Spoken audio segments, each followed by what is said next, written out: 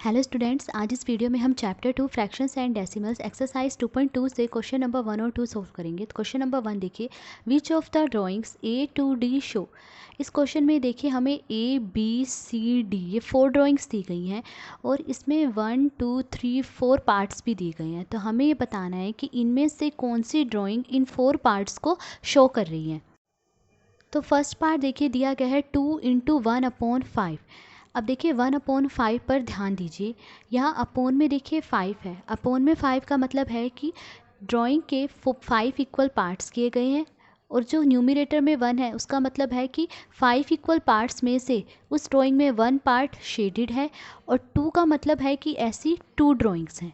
ठीक है, तो अब हमें ऐसी ड्राइंग देखनी है जिसमें 5 इक्वल पार्ट्स हो, उनमें से 1 पार्ट शेडेड हो और ऐसी 2 ड्राइंग्स हो। ठीक है, तो ए पार्ट देखिए, अब ए पार्ट में देखिए इस ड्राइंग में 1 2 3 इक्वल पार्ट्स किए गए हैं, तो ये वो ड्राइंग नहीं हो सकती क्योंकि हमें ऐसी ड्राइंग देखनी है जिसमें 5 इक्वल पार्ट्स हो। बी पार्ट में देखिए ड्राइंग दी गई है, इसमें कितने इक्वल पार्ट्स हैं, 1 2 इक्वल पार्ट्स हैं, तो ये भी वो ड्राइंग नहीं है। फिर सी पार्ट में देखिए इस ड्राइंग में कितने इक्वल पार्ट्स हैं, 1 2 3 4 इक्वल पार्ट्स हैं, तो ये ड्राइंग भी नहीं है क्योंकि हमें 5 इक्वल पार्ट्स वाली ड्राइंग चाहिए। फिर डी पार्ट में देखिए इस ड्राइंग के कितने इक्वल पार्ट्स हैं, 1 2 3 4 5 इक्वल पार्ट्स हैं। ठीक है, 5 इक्वल पार्ट्स हैं और 1 पार्ट शेडेड है, ये वाला 1 पार्ट शेडेड है। और ऐसी कितनी ड्राइंग्स हैं, ऐसी 1 2 ड्राइंग्स हैं। देखिए इस दूसरी वाली ड्राइंग में भी 5 इक्वल पार्ट्स हैं और 1 पार्ट शेडेड है। ठीक है, तो जो डी पार्ट वाली ड्राइंग है वो इस फर्स्ट पार्ट को शो कर रही है क्योंकि इस ड्राइंग में 5 इक्वल पार्ट्स हैं, 1 पार्ट शेडेड है और ऐसी 2 ड्राइंग्स हैं। तो देखिए हम इस तरह से आंसर लिखेंगे, इसका मतलब ये है कि फर्स्ट पार्ट को डी पार्ट वाली ड्राइंग शो कर रही है। अब सेकंड पार्ट देखिए दिया गया है 2 इंटू 1/2। ठीक है, अब 1/2 पे ध्यान दीजिए। देखिए अपोन में क्या है, 2, इसका मतलब है कि ड्राइंग में 2 इक्वल पार्ट्स हैं और जो न्यूमरेटर में 1 है इसका मतलब है 2 इक्वल पार्ट्स में से 1 पार्ट शेडेड है और इस 2 का मतलब है कि ऐसी 2 ड्राइंग्स है। तो अब हमें ऐसी ड्राइंग देखनी है जिसमें 2 इक्वल पार्ट्स हो, उनमें से 1 पार्ट शेडेड हो और ऐसी 2 ड्राइंग्स हो। तो ए पार्ट देखिए, इस ड्राइंग में देखिए 1 2 3 इक्वल पार्ट्स हैं, तो ये वो ड्राइंग नहीं हो सकती क्योंकि हमें ऐसी ड्राइंग देखनी है जिसमें 2 इक्वल पार्ट्स हों। अब बी पार्ट देखिए, इस ड्राइंग में देखिए 1 2 इक्वल पार्ट्स हैं। ठीक है, और 2 इक्वल पार्ट्स में से 1 पार्ट शेडेड है और ऐसी कितनी ड्राइंग्स हैं, ऐसी 1 2 ड्राइंग्स है। देखिए इस दूसरी वाली ड्राइंग में भी 2 इक्वल पार्ट्स हैं, उनमें से 1 पार्ट शेडेड है। तो यानी बी पार्ट जो है, जो बी पार्ट वाली ड्राइंग है वो इस सेकंड पार्ट को शो कर रही है। तो अब देखिए इसे इस तरह से लिख लेंगे कि सेकंड पार्ट को बी पार्ट वाली ड्राइंग शो कर रही है। अब थर्ड पार्ट देखिए दिया गया है 3 इंटू 2/3। अब 2/3 पे ध्यान दीजिए, अपोन में क्या है, 3।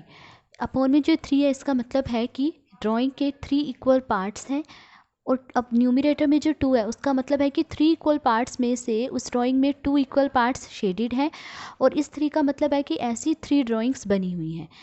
तो देखिए ए पार्ट में इस ड्राइंग में कितने इक्वल पार्ट्स हैं, 1 2 3 इक्वल पार्ट्स हैं और हमें ऐसी ड्राइंग चाहिए जिसमें 3 इक्वल पार्ट्स हों। ठीक है, और इस ड्राइंग में देखिए 3 में से 1 2 पार्ट्स शेडेड हैं और ऐसी कितनी ड्राइंग्स हैं, ऐसी 1 2 3 ड्राइंग्स हैं। इन बाकी की दो ड्राइंग्स में भी देखिए 3 इक्वल पार्ट्स हैं, इसमें भी 3 इक्वल पार्ट्स हैं, इसमें भी 2 पार्ट्स शेडेड है और 2 पार्ट्स इसमें भी शेडेड है।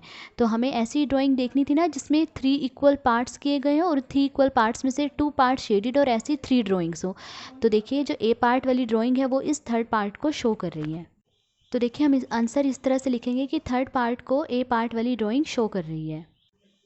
अब फोर्थ पार्ट देखिए दिया गया है 3 इंटू 1/4।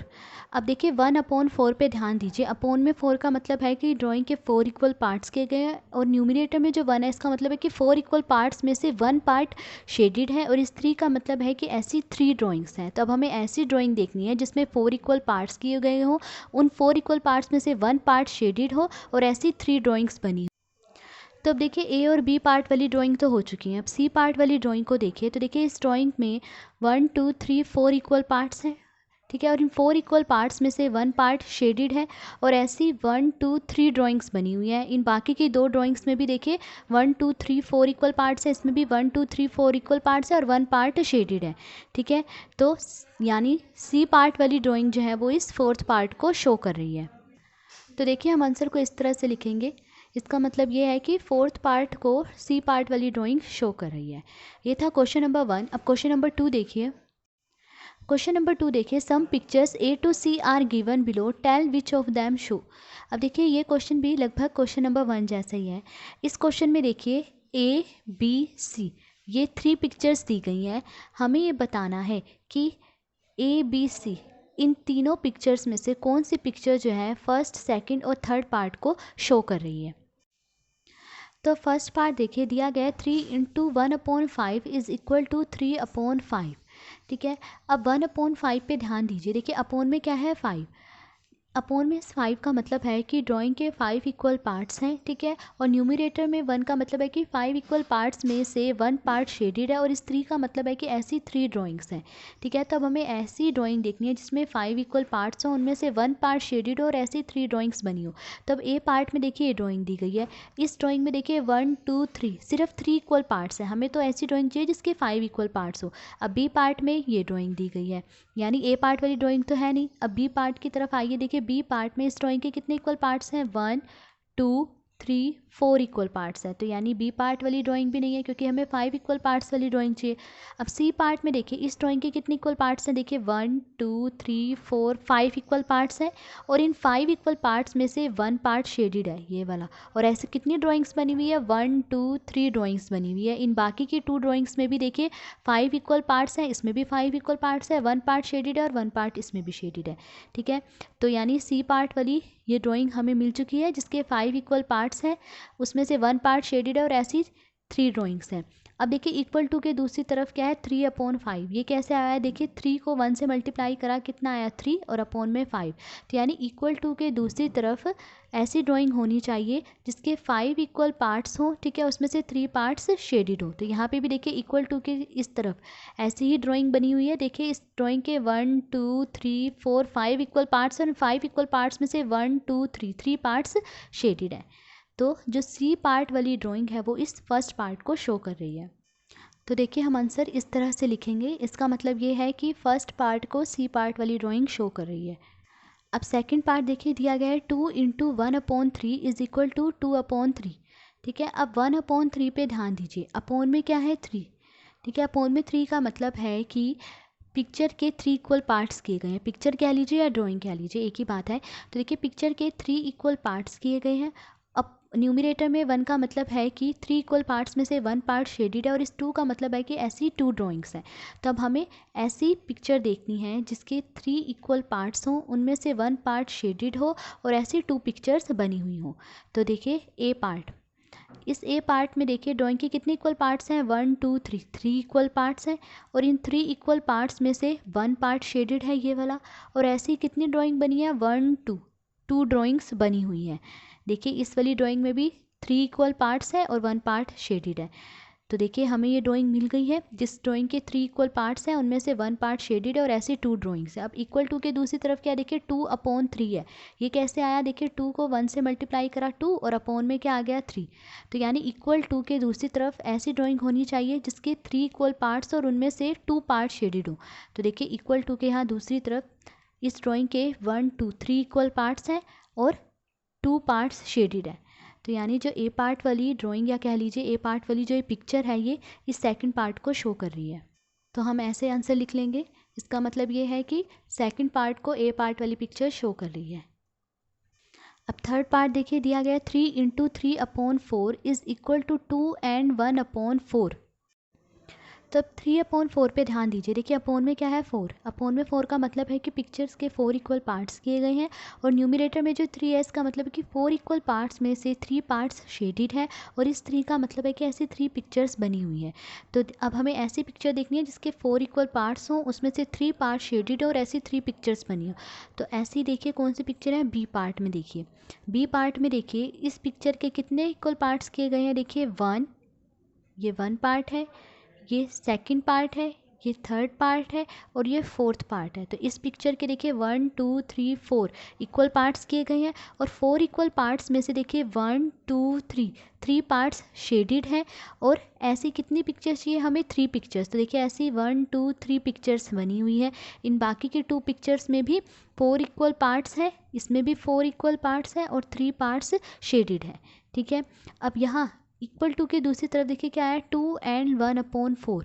अब 2 एंड 1/4 कैसे आया, देखिए 3 इंटू 3/4 है। अब मैं इसे अगर सोल्व करूँ, देखिए 3 को 3 से मल्टीप्लाई करेंगे क्या आएगा, 3 3 ज़ा 9 और अपॉन में 4, यानी क्या आएगा 9/4।